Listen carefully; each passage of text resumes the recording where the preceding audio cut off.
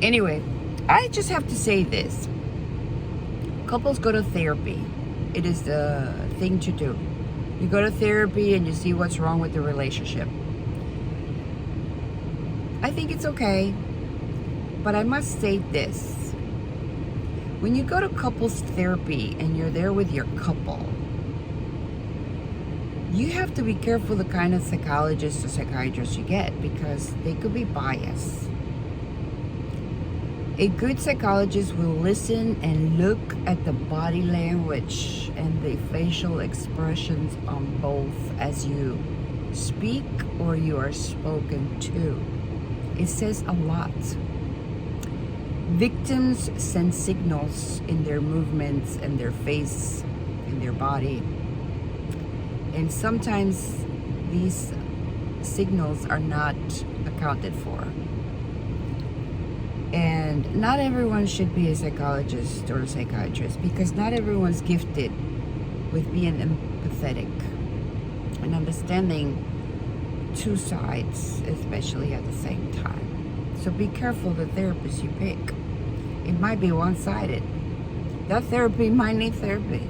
That therapist might need therapy. It might be a covert narcissist therapist.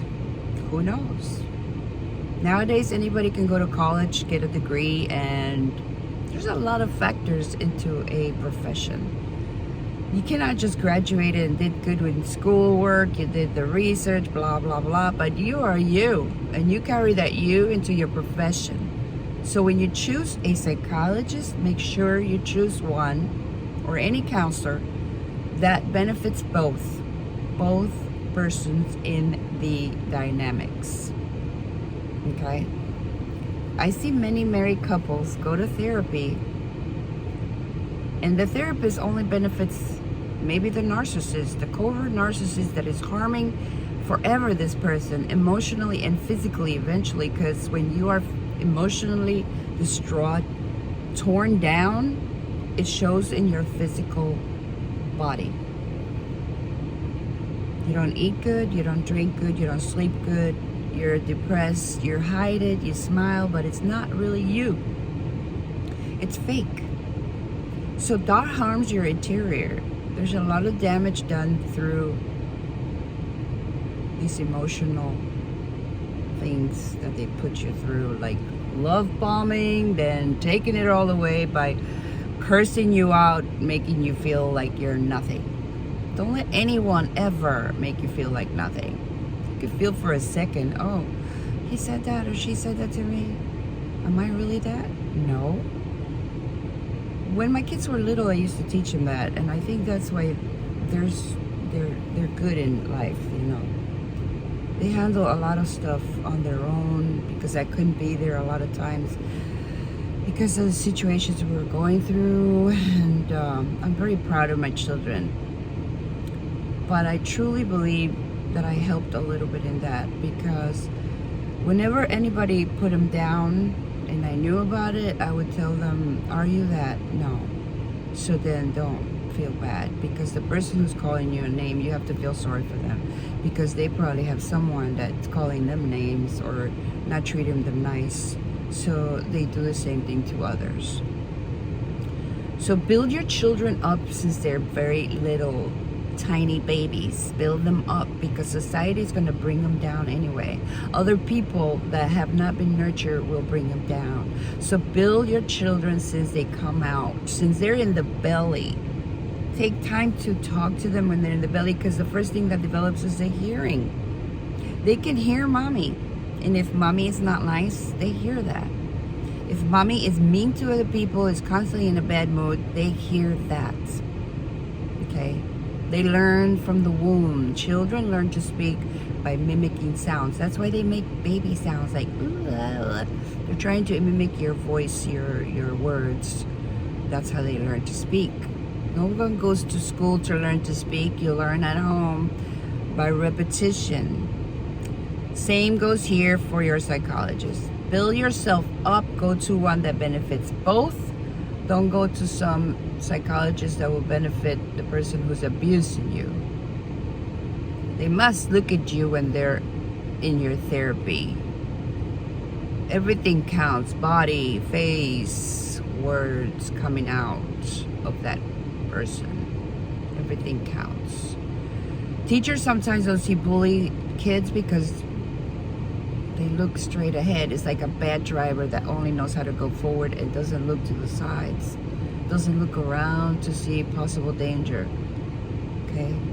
It needs to be a whole body thing when your psychologist is talking to you and looking at you, your reactions. And sometimes people nudge the other one or kick them and they think psychologist not looking, they're looking the other way. That's intimidation. So if the psychologist is not paying attention and they're just riding, say bye-bye. But if you feel intimidated, hurt, and like you cannot get ahead in a relationship through talking like normal people. Hey, honey, you know, I don't like what you just did. But these are things you should know already before you meet someone. Like, I can't stand someone who chews loud, eats loud, eats like an animal. You could be the classiest person wearing that classiest suit.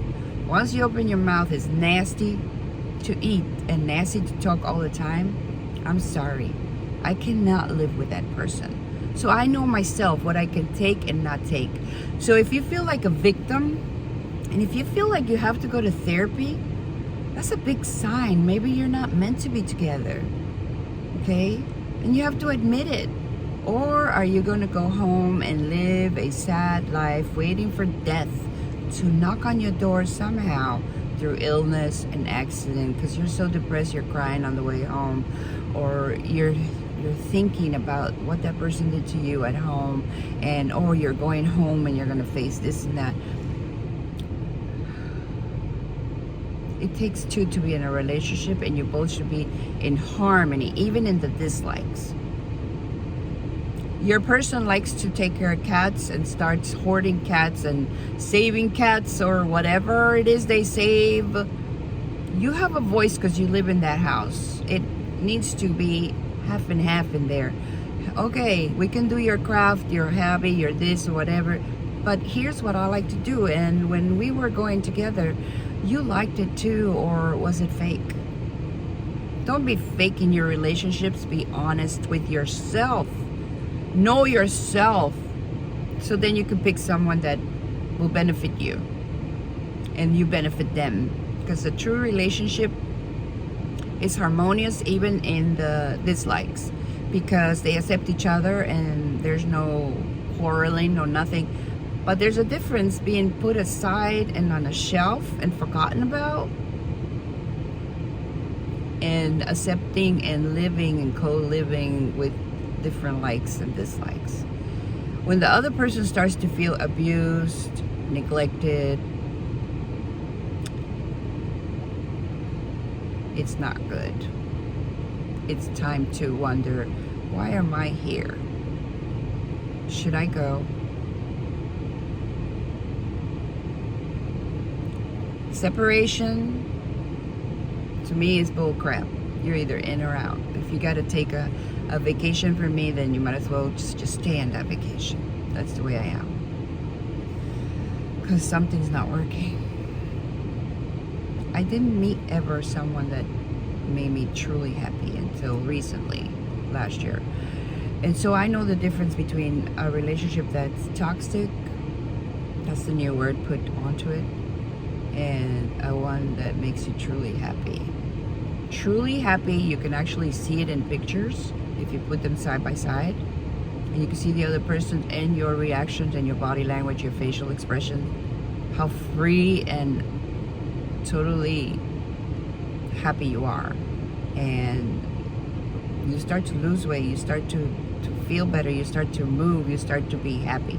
So when you go to a psychologist, let's not lose sight of what this video was about. And if you don't like it, that's too bad. Choose a psychologist that will not prefer one over the other. And that's it. Have a great day.